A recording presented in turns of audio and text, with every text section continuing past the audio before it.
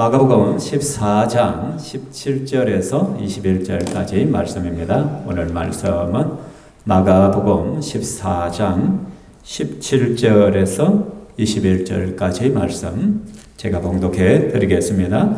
마가복음 14장 17절입니다. 저물매 그 12를 데리고 가서 다 앉아 먹을 때에 예수께서 이르시되 내가 진실로 너에게 이르노니 너희 중에 한 사람 곧 나와 함께 먹는 자가 나를 팔리라 하신대 그들이 근심하며 하나씩 나는 아니지요 하고 말하기를 시작하니 그들에게 이르시되 12 중에 하나 곧 나와 함께 그릇에 손을 넣는 자니라. 인자는 자기에 대하여 기록된 대로 가거니와 인자를 파는 그 사람에게는 화가 있으리로다. 그 사람은 차라리 나지 아니하였더라면 자기에게 좋을 뻔하였느니라 하시니라. 아멘. 오늘은 성도는 말씀 앞에서 자신의 삶을 늘 조정해야 합니다 라는 제목으로 말씀을 전가하도록 하겠습니다. 우리가 이 땅을 살다 보면은 수많은 사람들로부터 상처를 받을 때가 있죠, 그죠? 근데 우리가 이 땅에서 받는 상처 가운데 가장 깊이 상처를 내고 아픔을 주는 상처가 무엇이냐? 그것은 바로 배신의 상처입니다. 내가 믿고 신뢰했던, 의지했던, 너무나도 가까이 지냈던 누군가가 나의 뒤통수를 쳤을 때, 나를 배신했을 때, 그때의 감정은 그 어느 것과 바꿀 수 없는 큰 상처와 아픔을 우리 마음에 새겨두는 것이죠. 그죠? 혹시 여러분 이 말씀을 들으면서 지금 누군가가 생각이 나십니까? 여러분의 뒤통수를 쥐고 여러분을 배신한 그 인간이 생각납니까? 없다면 감사한 것이고 있다면 하나님의 위로가 있기를 소망합니다. 여러분 로마의 최고의 권력자였던 시저, 케사르, 카이사르라고 하죠, 그죠? 로마의 최고의 집정관이었죠, 그죠? 그 카이사르가 시저가 암살을 당하잖아요. 원로원에서 그가 종신 집권자가 되고자 했는데 그것을 막고자 했던 원로원이 암살을 하는데 그 중에 누가 있었냐면 바로 시저의 가장 절친이고 가장 신뢰했던 브루투스란 친구가 가담을 한 것이죠. 그래서 그 암살에 그 친구가 칼을 빼들고 덤벼들었을 때 시저가 엄청난 배신감을 느끼죠. 그래서 라틴을 에투 브루테 브루투스 너 맞아 그 유명한 문구를 남겼다는 것이죠. 너만은 내가 믿었는데 어떻게 너가 나를 갖다가 찌를 수가 있느냐. 엄청난 충격을 받으면서 과연 그가 눈이나 제대로 감았겠어요? 그렇게 의지했던 절친인 그 친구에게 배신을 당했는데 성경에 보면은 다윗이라는 인물을 우리가 아시잖아요. 다윗은 그가 정말 사랑했던 아들 압살롬에게 반역을 당하잖아요. 압살롬이 자기 아버지를 몰아내고 왕이 되고자 반역을 일으켰다는 것이죠. 그래서 급히 예루살렘 성을 버리고 울면서 처량한 모습으로 그 예루살렘을 빠져나오는 그 다윗의 모습. 여러분 누가 상상이나 했겠어요? 다른 사람도 아니고 자기의 아들이 자기의 뒤통수를 쥐고 자기를 배반하고 자기를 죽이고자 칼을 빼들고 덤벼드는 그 상황, 견딜 수 없는 고통이었겠죠. 그죠? 뿐만 아니라 이 반역에 누가 동참을 했냐면 자기의 너무나도 의지하고 또 함께하고 친했던 친구가 배반을 합니다. 아히도벨이라는 사람이 배반을 한 거예요. 다윗 편에 서야 되는데 다윗의 아들 압살롬 편에 서서 압살롬이 압살롬 편에 서서 다윗을 죽이기 위한 계략을 꾸미는데 서 있다는 거예요. 다윗은 또 한 번 충격을 받습니다. 어떻게 아히도벨 네가 나를 죽이고자 하느냐. 그래서 시편 41편 9절에 보면 그 충격이 얼마나 컸던지 내가 신뢰하여 내 떡을 나눠 먹던 나의 가까운 친구도 나를 대적하여 그의 발꿈치를 들었나이다. 다윗이 애통해하면서 이 시를 지었다는 거예요. 내가 신뢰해서 떡을 같이 먹는다는 거 정말 친화해야 되는 거예요. 그래서 같이 떡을 나눌 수 있는 그런 가까운 친구가 나를 대적하고 그의 발꿈치를 나를 들고 차기 위해서 발을 들었다라고 표현을 하고 있는 것이죠. 근데 이 말씀은 결국은 누구에게 신약에 적용되는 거예요? 가룟 유다에게 적용되어지죠. 나와 떡을 먹던 그 제자 가룟 유다가 예수를 배반하고 예수를 죽이기 위하여 음모를 꾸미는데 그 일에 동참했던 것을 또 예수님께서 이 신약에서는 그걸 갖다 예수님에 대한 예언적인 말씀으로 또 받아들이고 있다라는 것입니다. 여기서 알 수 있듯이 배신의 아이콘 하면은 누가 뭐라도 우리는 가룟 유다를 뽑습니다. 여러분, 가룟 유다 최악의 배신자의 모습이잖아요. 그래서 정치인들도 보면 어떻게 저 배신자 가룟 유다 같은 놈.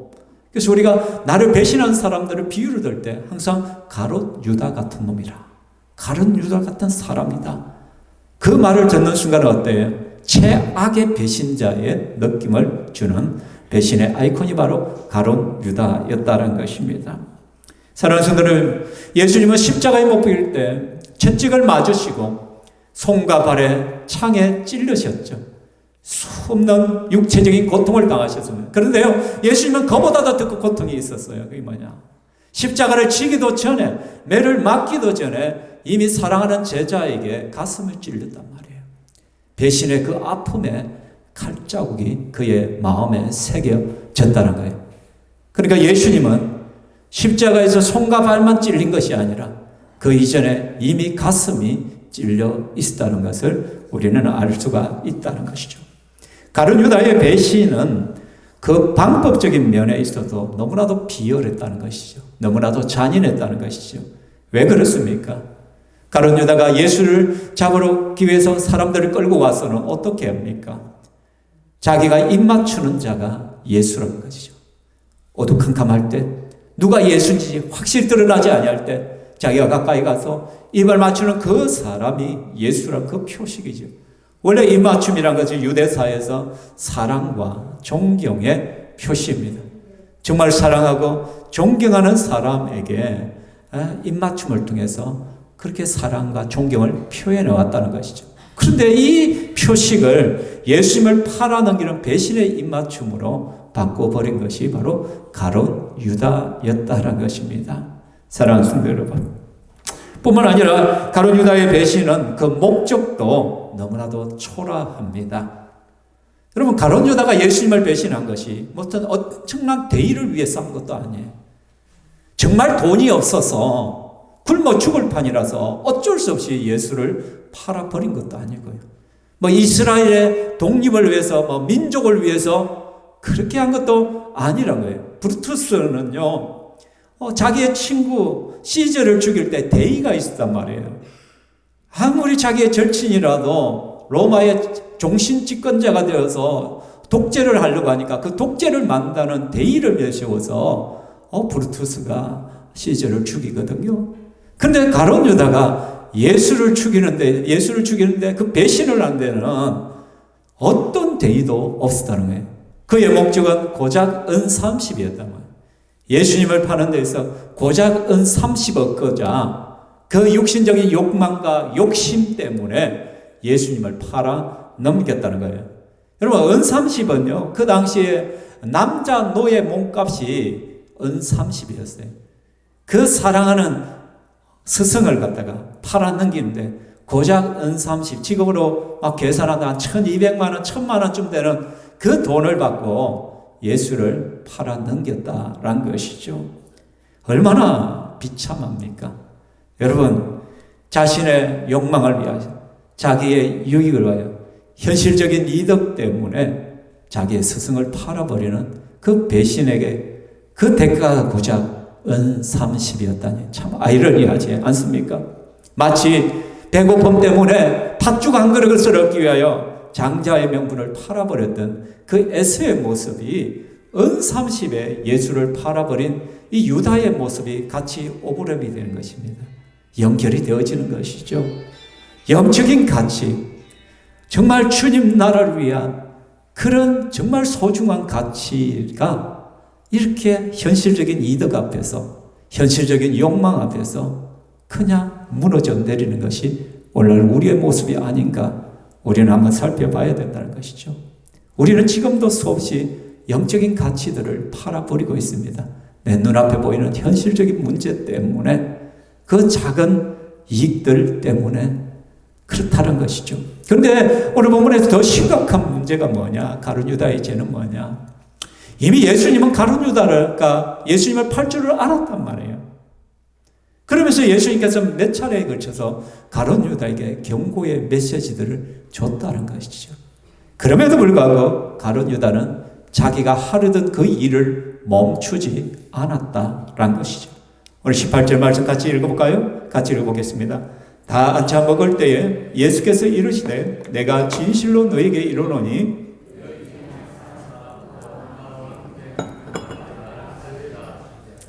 여러분, 예수님은 가룟 유다가 지금 예수님을 팔려는 생각을 가지고 있다는 것을 알고 있어요. 그래서 너희 중에 한 사람 곧 나와 함께 먹는 자가 나를 팔리라, 이 메시지를 던짐으로써 가룟 유다에게 지금 경고를 던지고 있는 것이죠. 여러분, 설교는요, 말씀은요 1대1입니다. 제가 설교를 하고 여러분 대중이 말씀을 듣고 있지만은, 그러나 설교의 메시지는 우리 한 사람 한 사람에게 지금 성령께서 저를 통하여 말씀하시는 것입니다. 하나님의 말씀인 것이죠. 그래서 다른 사람은 몰라도 나와 주님은 알아요. 내가 지금 어떤 환경과 어떤 상황과 어떤 마음 심보를 가지고 내가 지금 서 있는지를 우리 예수님은 알고 있습니다. 그래서 그 사람 환경과 상황에 가장 적절한 주의 메시지가 그 개인 한 사람 한 사람에게 선포될 것입니다. 그래서 그 말씀이 나를 때릴 것이에요. 나를 찌를 것입니다.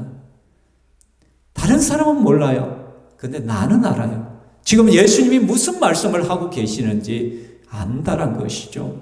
그렇죠? 근데 예수님께서요, 어떻게 하셨냐면, 너희 중에 한 사람, 곧 나와 함께 먹는 자가 나를 팔리라. 분명히 가룟 유다가 팔려는 걸 알아요. 그렇다면 예수님은 좀 더 직설적으로, 야, 가룟 유다 나와. 너 그럴 수가 있나? 어떻게 나를 3년 동안 따라다니면서 내가 너에게 어떻게 그걸 했는데 네가 어떻게 나를 팔아먹으려고 지금 계획을 세우고 있어? 예수님께서 엄포를 놓을 수도 있고 그의 이름을 지적하면서 따끔하게 경고를 할 수도 있다는 것이죠. 근데요, 예수님은 그 이름을 밝히지 않아요. 가룟 유다가 배신자임을 분명하게 밝히지 않아요. 그냥 두루뭉술하게 너희 중에 한 사람이 있다는 거예요. 너희 중에 한 사람이 나를 팔리라. 근데 누구는 알아요? 가룟 유다는 알아요. 가룟 유다는. 예수님은 가룟 유다가 배신자임을 밝힐 수 있었지만 그 이름을 밝히지 않아요. 그 이유가 무엇인지 아십니까, 여러분? 여기에 우리 주님의 사랑이 있는 거예요. 가룟 유다이지만, 예수님을 팔 자이지만 예수님께서는요, 마지막까지 기회를 주고자 하신다는 거예요. 마지막 순간까지도 너의 생각을 돌이키란 거예요. 고치란 거예요. 너가 그런 마음을 가지고 있으면 고치라고 주님께서 기회를 주고 있다는 거예요. 이것이 우리를 향한 주님의 사랑이고 가룟 유다를 향한 주의 사랑이에요. 너희 중에 한 사람 곧 나와 함께 먹는 자가 나를 팔 것이야. 근데 이 말을 들었지만은 요한은 어떻게, 요한복음에는 이렇게 마귀가 벌써 시몬의 아들 가룟 유다의 마음에 예수를 팔려는 생각을 넣었다라고 말씀하는 거예요. 가룟 유다가 욕심과 욕망에 사로잡혀서 눈에 보이는 현실적인 것을 붙들기 시작했을 때 그는 여러분 틈을 내준 거예요. 마귀에게 틈을 내준 거예요. 마귀는 언제든지 우리 주위에서 틈을 엿보고 있습니다. 그 틈이 보이는 순간 그 틈을 비좁고 들어가서 우리를 사로잡아 버린다는 것이죠. 이 말씀은 정말 우리에게 큰 두려움과 근심이 됩니다.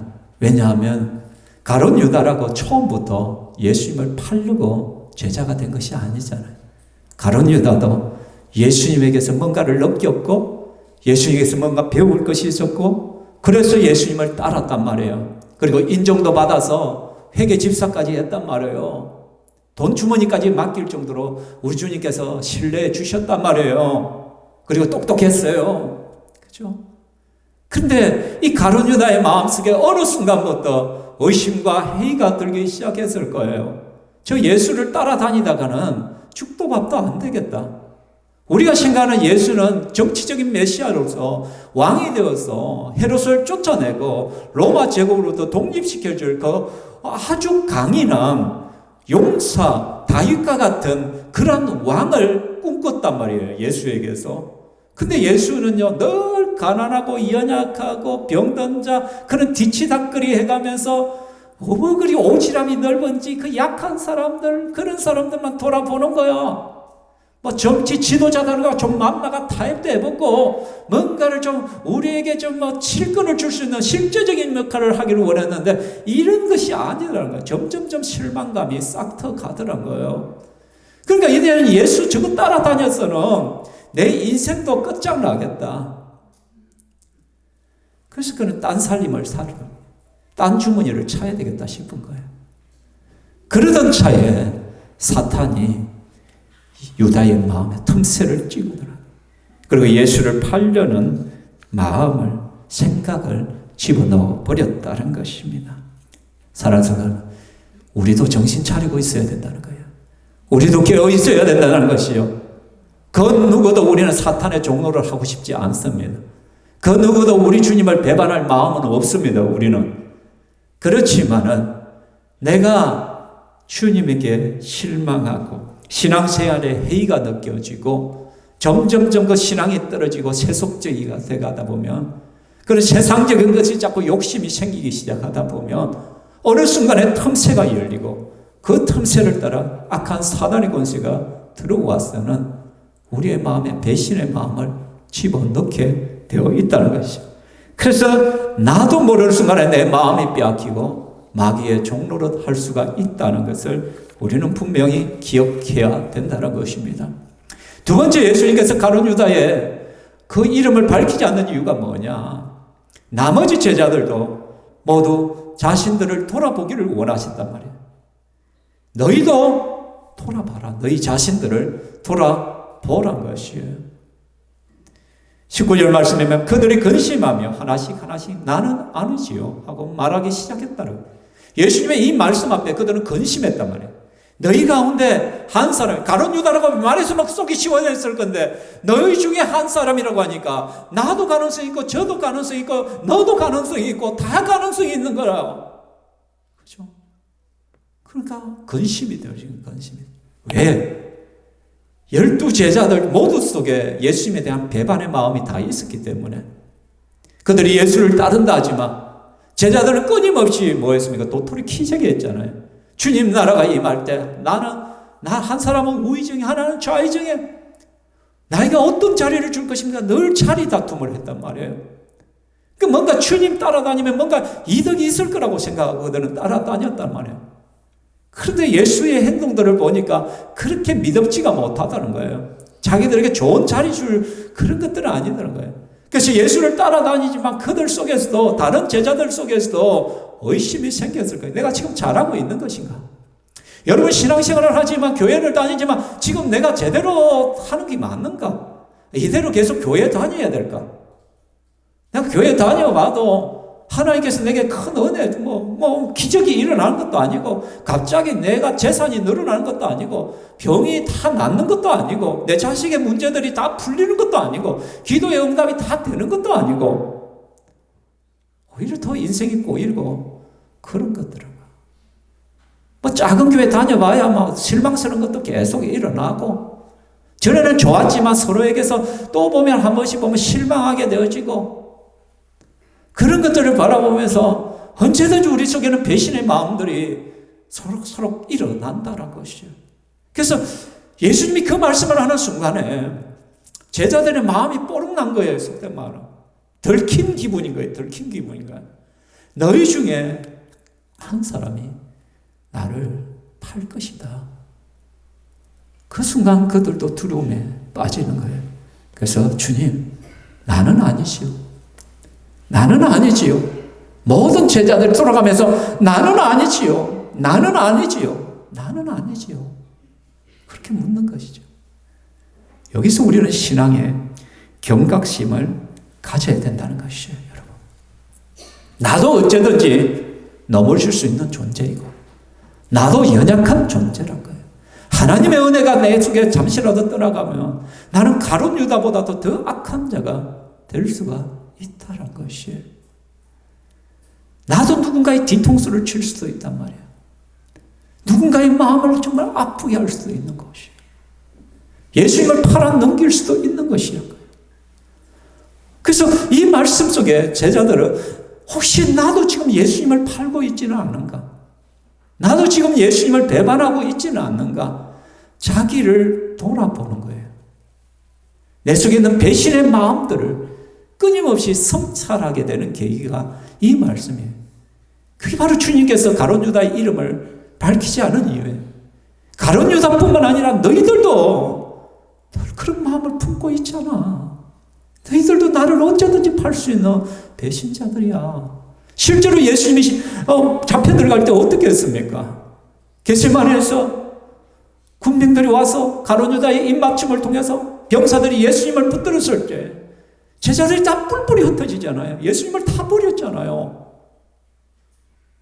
심지어 베드로는 예수님을 3번이나 모른다고 부인했잖아요. 다 배신이잖아요. 배신이잖아요.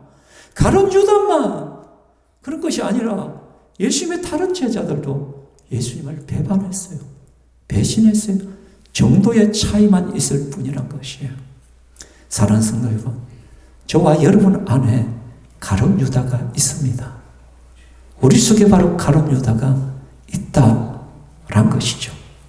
세상의 욕망과 이득과 눈앞의 이익 때문에 우리는 끊임없이 주님을 팔아 넘기지 않습니까? 신앙의 타협을 하지 않습니까? 내 삶의 우선순위가 계속해서 무너지고 있지 않습니까? 그러면서 우리는 뭐 때문에 핑계를 한다는 것이죠. 너무나도 당연해 보이는 그 핑계거리를 가지고 나온 거죠. 그러나 명확하게 아주 단순하게 보면 배신입니다. 주님을 배반하는 거예요. 배신이에요. 우리는 주님을 늘 배반하나 내 주 예수 여전히 날 부르사 그 참되신 사랑을 베푸시나니 내 형제여 주님을 곧 따르라. 주 널 위해 빛내 주 널 위해 빛내 주 널 위해 빛내 항상 빛이네. 우리는 늘 주님을 배반할 마음을 가지고 있고요.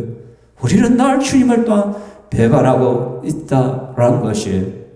목회자는 어떻게 보면 늘 배반을 경험하고 살아간다라고도 볼 수 있습니다. 성도들을 섬기고 성도들을 말씀을 전가하지만은 언제든지 성도들에게서 뒤통수를 쏘기만 다 성도들에게 실망할 경우도 있고 문제들이 항상 그런 것들이 있다는 거예요. 느닷없이 성도들이 떠나가기도 하고 참 잘해줬는데 참 잘 섬겼는데 그 이유들은 다양합니다. 그렇죠? 그럴 때마다 목회자는 가슴에 심장이 찔러지기 시작한다는 것이죠. 그죠? 그게 바로 예수님은 어떻게 했냐? 그죠? 예수님은 수천, 수만, 수억, 수십만, 수십억의 과거, 현재, 미래의 성도들이 있습니다. 그들이 끊임없이 예수님을 배신하고 배반하고 있다는 것이요.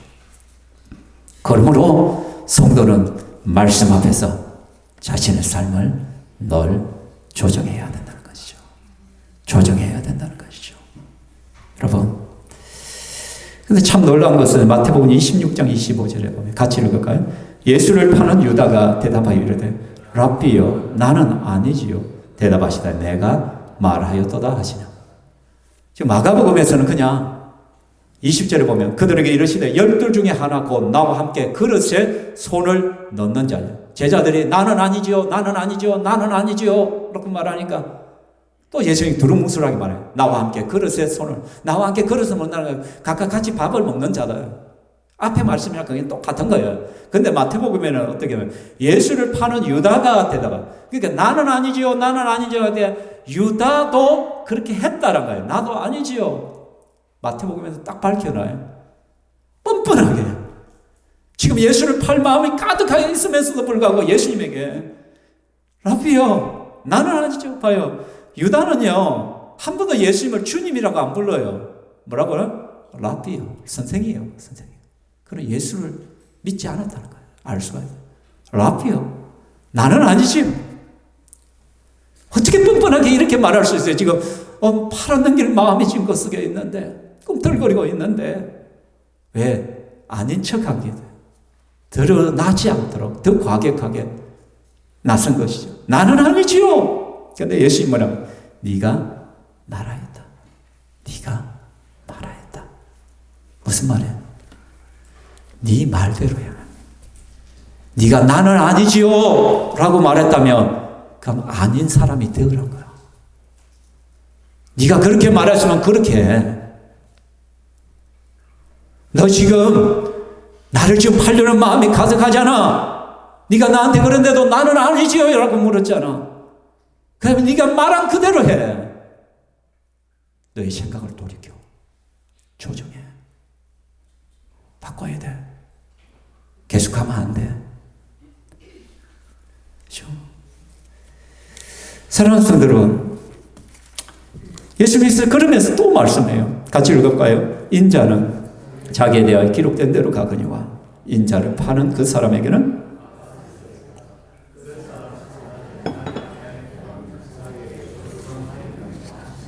아멘. 나는 성경에 기록된 대로 가는 거야. 나는 성경의 기록대로 내가 십자가에 죽으러 왔기 때문에 죽게 돼. 근데 나를 파는 그 사람에는 화가 있어. 그럼 우리는 이렇게 생각해요. 예정되었으니까 가룟 유다가 그렇게 하는 거 아닙니까? 솔직히 가룟 유다가 불쌍한 사람 아닙니까? 아니요. 판단은 자기가 하는 거예요. 결정은 자기가 하는 거예요. 하나님께서 언제든 우리에게 자유의지를 주셨단 말이에요. 내가 선택한 것에 대한 책임은 자기가 지는 거예요. 그 어느 사람에게도 책임을 물을 수가 없는 것이에요. 인자를 파는 그 사람에게 화가 있을지. 그 사람은 차라리 나지 아니었더라면 자기에게 좋을 뻔하였느니라. 이 말씀을 하는 예수님의 마음이 얼마나 힘들고 괴로웠겠어요. 그래서 3년이나 자기를 따라다녔던 제자예요.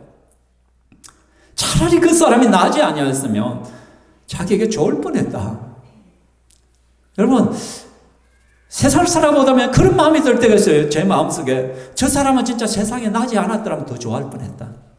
어떤 사람에 대해서 그런 마음이 든 줄 아십니까? 예수님을 극단적으로 대적하고 극단적으로 대항하고 복음을 거부하는 자들을 바라볼 때 제 마음속에 일어나는 마음이 저 사람은 차라리 이 세상에 나오지 않았으면 좋겠다. 더 좋았겠다. 왜? 괜히 이 땅에 태어나가 예수를 거부하고 예수 믿지 아니하다가 그 영혼이 지옥 가서 영원한 형벌 속에 살아갈 것을 생각한다면 차라리 그 사람이 태어나지 않았더라면 그 영혼이 지옥에 가는 일은 없을 텐데 이 땅에 태어나 있음에서도 불구하고 예수의 복음을 받아들이지 않고 거부하고 저렇게 살아가다가는 결국은 멸망하게 될 것이 결국 망할 텐데 차라리 이 땅에 태어나지 않았더라면 더 좋아하지 않았을까? 그런 마음이 들 때가 있더라고요. 예수님의 심정이 이게 아니었을까요? 차라리 네가 태어나지 않았더라면 나를 배신하고 나를 팔아넘기는 그런 엄청난 죄악 속에 그래서 내가 영원한 멸망으로 가는 일은 없었을 것 같은데 물론 그건 불가능한 것이요. 만일이란 건 있을 수가 없어요. 그게 우리가 하도 답답하면 늘 그렇게 그런 식으로 표현하자. 예수님께서 몰라서 그런 것이 아니에요. 마음의 답답함을 지금 표현하고 있는 것이죠. 차라리 가룟 유다 너 태어나지 않아. 이걸 다른 사람은 모르지만 예수님은 이 말씀을 하면서 가룟 유다를 향해서 말씀하는 거잖아요. 가룟 유다는 알잖아요. 유다야, 네가 나를 팔면 화가 있어. 차라리 네가 이 땅에 태어나지 않았더라면 얼마나 좋았겠니? 그리고 여러분, 마가복음에는 자세히 기록하지 않지만 마가복음이나 다른 데는 보면 성만찬식이 있잖아요. 그리고 또 예수님께서 제자들을 발을 씻기는 장면들이 있잖아요. 예수님께서는요, 가룟 유다의 발도 씻어 주셨어요. 그 배신자니, 자기를 팔았는 그 배신자. 제가 어느 교회에서 대학부를 잠시 마친 적이 있었는데요. 대학부 청년 중 하나가 신천지에 빠졌어요. 전 처음에 몰랐어요. 근데 자꾸 소리들이 들려와요. 1학년들을 데리고 성경 공부를 하고 자꾸 이상한 것을 가르친다는 소문이 들어요. 그래서 정글을 잡아야 되기 때문에 그가 어떻게 하느냐 말이에요. 신천지 그 공부방에 가서 공부하는 걸 갖다 사진을 다 찍어놔. 그까지 다 잡았어. 그리고 그 친구가 어떤 짓을 했냐면, 내가 대학부 담당 교육자인데 대학부 담당 부장과 이간질을 시키는 거예요. 거짓말을 한 거예요. 박은환 목사가 부장 선생님에게 이렇게 말했다. 부장 선생님, 또 나한테 와서는 부장 선생님이 목사님에게 이런 말들을 하답니다. 이간질을 시키는 거예요. 싸움을 붙이는 거예요. 결국 그게 다 드러나는 거예요. 그리고는 우리 그 리더들 아이들하고 식사하는 자리가 있었는데 같이 밥을 먹어요. 한 10여 명의 아이들과 같이 밥을 먹는데 그 아이가 또 하필이면 내 앞에 앉았네. 저는 그걸 알은 거예요. 이 친구가 신천지에 지금 나가고 있고, 그리고 나를 갖다 이간질을 해서 부장하고 싸움을 붙여가지고 대학부를 완전히 엎어버릴 계획들을 다 잡고 있다는 걸. 자, 같이 밥을 먹는 제 마음이 어떻겠어요? 썩이 그냥 막 인간적으로 한 대 치박아 버리고 있어요. 야, 네가 그러면 되나?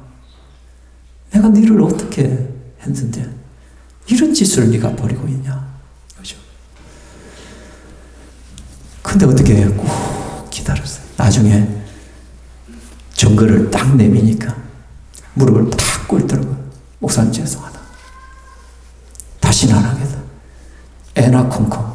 신천지에 한번 빠지면요, 거짓말을 밥 먹듯이 또 나중에 그 짓을 하다. 안 고쳐져요, 안 고쳐져요. 예수님께서 지금 베드로의 발을 씻기고 있어요. 발을 씻기고 있어. 근데 예수님은 끝까지 기회를 주는 거야. 돌이킬 수 있는 기회를. 그러니까 예수님은 수차례에 거쳐서 지금 가룟 유다에게 기회를 주면서, 야, 너 생각을 바꿔. 너 태도를 바꿔. 너 행동을 바꿔야 돼. 너 삶을 조정해야 돼. 주님께서 말씀한 거예요. 그러나 가룟 유다는요, 끝끝내 자신의 계획을 조정하지 않아요. 바꾸지 않아요. 계획을 수정하지 않아요. 그 길로 나가서는 예수님을 팔할 모든 계획을 다 세우고 작전 다 짜고, 그래서 예수하고 입맞춤의 신호까지도 다 종교 지도자가 맞추고 돌아와요. 그리고 예수님을 결국은 팔아 넘기잖아요. 얼마나 비참한 인생. 그러나 뒤늦게 예수가 잡혀가서 고역을 당하고 그 모습을 보면서 죄책감이 들죠. 그래서 후회가 생기죠. 내가 지금 무슨 짓을 했냐고. 내가 어떻게 저런 짓을 했지, 저렇게 끔찍한 짓을 했어. 여러분, 나중에 돌아보면은 선명하게 뭔가가 드러나요. 그 안에 들어있으면은 내가 지금 무슨 짓을 하고 있는지 모를 때가 많아요. 내가 지금 무슨 일을 하고 있는지. 그때 팔아놓고 나니까 지금 자기가 겁이 나는 거예요. 지금 이게 엄청난 짓을 한 거예요, 지가. 후회가 생기는 거예요. 그래서 은사집을 들고 가가지고 종교지도 제제사장에게 다시 물으자고. 내게 안 받아주니까 우리 예수님 살려달라고 하지만은 대제사장이나 종교지도 네가 결정해서 네가 선택했으니까 네가 알아서 해. 가룟 유다가 은30을 집어 던지고 가잖아요. 그렇죠? 그렇게 붙들렸던 그 은30 때문에 예수님을 팔아먹었는데 그 은30만도 집어 던지고 돌아가서는 어떻게? 그때라도 회개를 했으면 좋았겠나? 회개하지 않냐고. 그는 후회하면서 결국은 목매달아 자살하잖아요. 얼마나 비참한 생애로 끝나 버리는 것이에요. 그렇죠? 진정 돌이켰으면 얼마나 좋겠어요. 끝까지 죽어도 고 하는 거예요.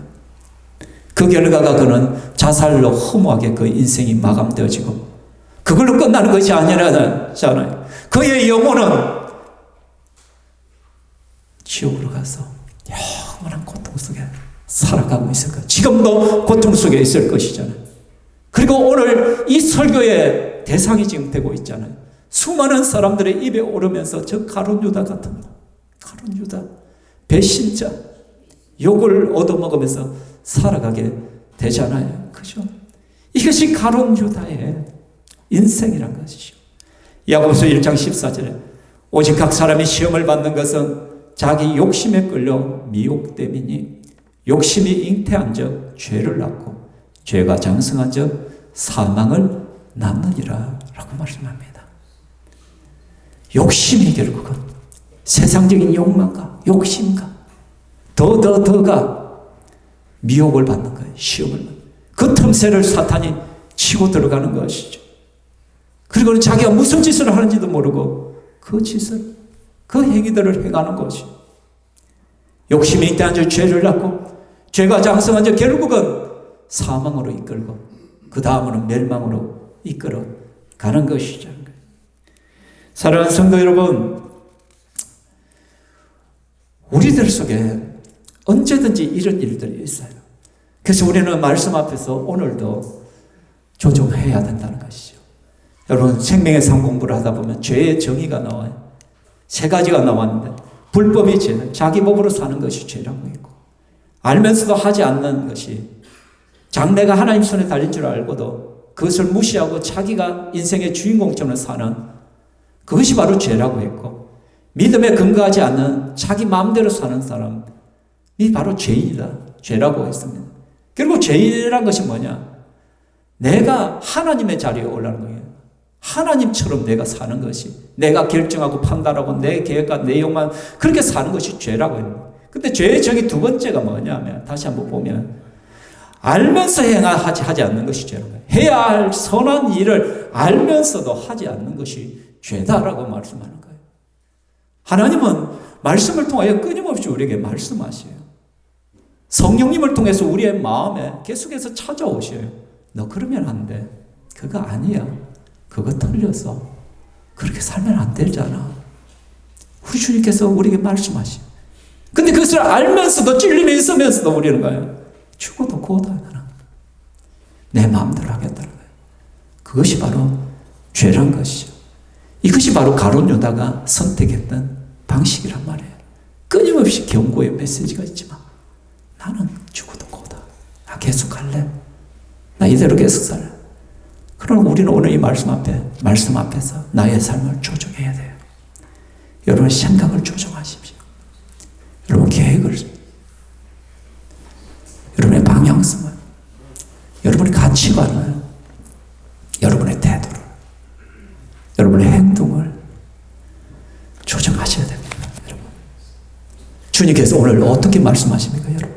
주님은 오늘 저에게도 말씀하시는 것이 있습니다. 그리고 여러분 한 사람에게 말씀하시는 부분이 있습니다. 조정해야 될 부분은 다 다르기 때문에 어떤 사람은 게으름을 조정해야 될 부분이 있을 것입니다. 어떤 사람은 불순종을 조정해야 될 것이 있을 것입니다. 어떤 사람은 사람과의 관계에서 조정해야 될 것이 있을 것입니다. 어떤 사람은 말에 조정이 필요할 수도 있을 것입니다. 어떤 사람은 심보를 조정해야 될 부분이 있을 수가 있습니다. 어떤 사람은 사람을 대하는 태도를 바꿔야 될 수도 있을 것입니다. 어떤 사람은 예배를 조정해야 될 사람이 있을 것입니다. 어떤 사람은 기도의 삶을 조정해야 될 것입니다. 어떤 사람은 헌금 생활을 조정해야 될 사람이 있을 것입니다. 어떤 사람은 헌신의 삶을 조정해야 될 때가 있을 것입니다. 각자 다 다르게 주님은 지금 여러분에게 말씀합니다. 우리 안에는 가룟 유다가 있습니다, 여러분. 그 음성에 조정하지 않으면 우리는 가룟 유다가 되는 것입니다. 뿐만 아니라 사단의 종 노릇을 하게 되는 것입니다. 그렇지만 여러분 너무 욕심 부리지 마세요. 한 가지만 붙드십시오. 한 발자국이라도 조정을 하십시오. 하나라도.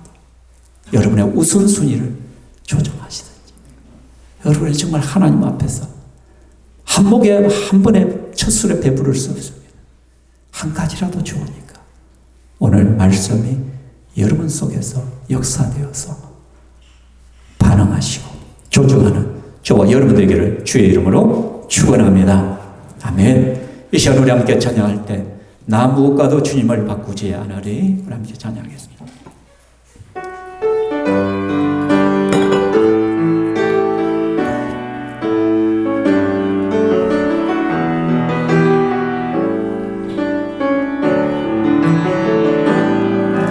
나 무엇과도 주님을 바꾸지 않으리. 다른 어떤 은혜 구하지 않으리. 오직 주님만이 내 삶의 도움이시니 주의 얼굴 보기 원합니다. 주님 사랑해요.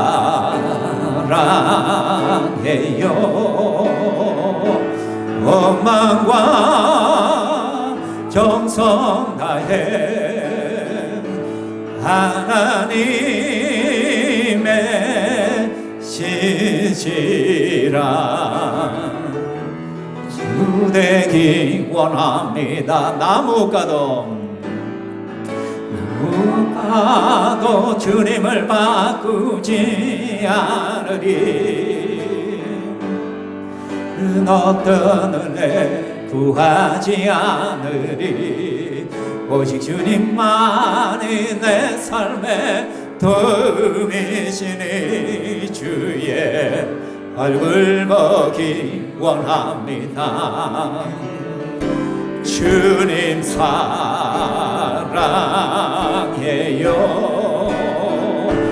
오만과 정성 다해 하나님의 신실한 친구 되기 원합니다. 아멘. 여러분, 오늘 예배를 드린 가운데서도 이 밴드 라이브를 하면 화면을 조정합니다. 이게 각도가 틀어지고 방향에 따라서 나오는 것이 달라지기 때문에 굉장히 신경을 씁니다. 제가 하나 맞추는데도 근데 우리 교회 이게 균형이 잘 안 맞아가지고 100% 맞출 수가 없어요. 이게 수평이 안 맞거든. 위도 안 맞고 아래도 안 맞으니까 그러니까 신경이 굉장히 써요. 그렇지만 어느 정도 조정을 해야만 시청하는 분들이 편안하게 볼 수가 있습니다. 그렇죠? 그러니까 우리의 삶에는 끊임없이 조정의 삶입니다. 하나님의 말씀 앞에 하나님의 뜻에 조정해야 됩니다. 하나님은 늘 1대1입니다. 이렇게 말씀을 드렸지만 우리 한 사람 한 사람에게 주님께서 오늘 말씀하시는 뭔가가 있을 것입니다. 그것을 가지고 하나님 앞에 기도하십시오. 주님, 회개합니다. 주님, 용서해 주시옵소서. 주님, 잘못했습니다. 제가 이것을 돌이키겠습니다. 바꾸겠습니다. 그리고 조정하겠습니다. 한 발짝이라도 더 조정하겠습니다. 주님, 도와주시옵소서. 내 의지가 약합니다. 주님, 감당할 수 있는 힘을 주시옵소서. 작심삼일을 하루도 안 돼서 내가 어겨버린다. 그럼 하루마다 작심삼일을 하게 하여 주옵소서. 하루마다 계획 세우겠습니다. 결단하겠습니다. 주님 도와달라고 이 시간 하나님 앞에 조정하는 시간을 가지겠습니다. 같이 기도하겠습니다. 살아계신 하나님 아버지, 오늘 하나님의 말씀 바라보며 우리 영혼이 주님 앞에 나아갑니다. 주님께서 오늘 말씀을 통하여 우리를 찾아오심을 감사합니다. 가룟 유다가 끊임없이 주님의 경고의 메시지와 주님의 기다려주심과 주님의 말씀의 반복을 받았지만 끝끝내 하나님 조정하지 않고 계속해서 그 길을 걸어가는, 자기의 길을 걸어가는 그 하나님 비참한 모습들을 바라보며 내 안에도 가룟 유다가 있음을 이 시간 고백합니다. 끊임없이 내 생각대로, 내 고집과 내 아집과 하나님 내가 하고 싶은 대로 하는 그 모든 것들을 주님께서 깨뜨려 주시옵소서. 나는 죽고 예수로 살아날 수 있기를 원합니다. 나의 생각을 바꾸기를 원합니다. 내 가치관을 조정하기를 원합니다. 나의 삶의 우선순위를 조정하기를 원합니다. 하나님, 나의 삶에 있어서 물질을 또 조정하기를 원합니다. 아버지 하나님, 나의 일들을 조정하기를 원합니다. 나의 예배의 삶을, 신앙적인 것들을 조정해 나가기를 원하오니 주여, 하나님께서 우리를 붙들어 주시옵소서. 우리는 너무나도 연약해서 쉽게 의지가 꺾여버리고 또 실패하는 내 모습을 보지만 그 실패의 자리에서 다시 주님의 힘입어서 일어서는 저희들 되게 하여 주시옵소서. 사랑하는 주님, 끝끝내 다 그 하나님 가룟 유다에 서지 아니하도록 우리 성도들을 붙들어 주시옵소서.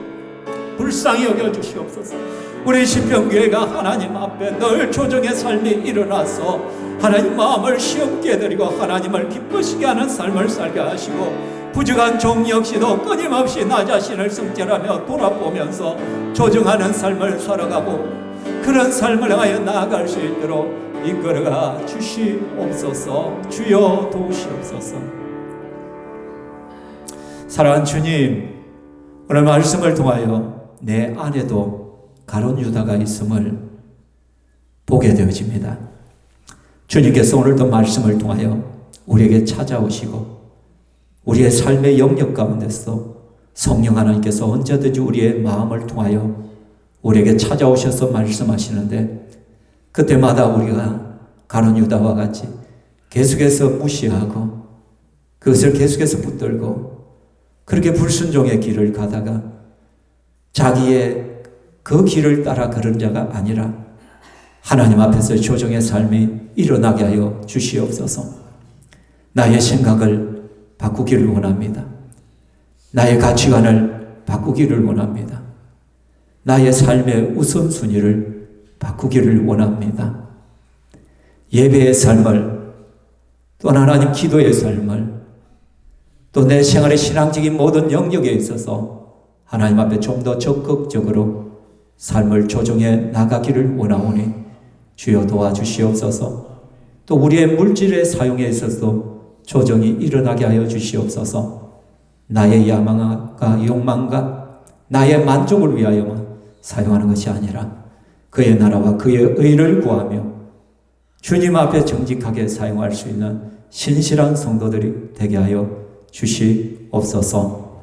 사랑과의 관계성 속에서도 하나님 내 삶이 변화되게 하여 주시오며, 정말 하나님, 내는 깨닫지 못하지만 우리 주님께서 순간순간마다 깨달아 알게 하여 주시옵소서. 그래서 세월이 가면 갈수록 점점점 주님을 닮아가게 하여 주시옵소서. 우리 신평교회가 하나님 마음을 시원케 되는 예수님 형상 닮아가는 성도들 교회가 되게 하여 주시옵소서. 혹시라도 지금도 마음의 배신의 아픔과 고통 속에 살아가는 자들이 있다면 하나님께서 위로하시고 그 상처들을 치유하여 주시옵소서. 병상의 교우들, 연약한 자들 하나님 어루만드시고 치유하시고 속히 회복시켜 주시옵소서. 이 시간 하나님께서 우리에게 주신 것을 주님 앞에 올려드립니다. 내 것이 아니라 주님의 것을 드렸을 뿐입니다. 하나님께서 험량하시고 더욱더 주님 영광 위하여 쓰임받게 하시고, 특별히 경기가 너무너무 어렵고 유가가 상승하고 환율이 오름을 따라서 하나님 생활이 너무나도 힘들어졌습니다. 우리 사람들, 우리 성도들 붙들어 주시고 그 가운데서도 주님의 도우심의 은혜를 힘있게 하여 주시고 주님이 나와 함께 하신다는 것을 느낄 수 있도록 주여 역사하여 주시옵소서. 영광 받으실 삼위 하나님을 찬양합니다. 감사합니다. 예수님 이름으로 기도하옵나이다. 아멘. 주 예수 그리스도의 은혜와 하나님의 사랑과 성령 하나님의 교통이 이루어지며 이 자리에 함께하여 주의 권속들 머리 위에 영원토록 함께 있을지어다. 아멘.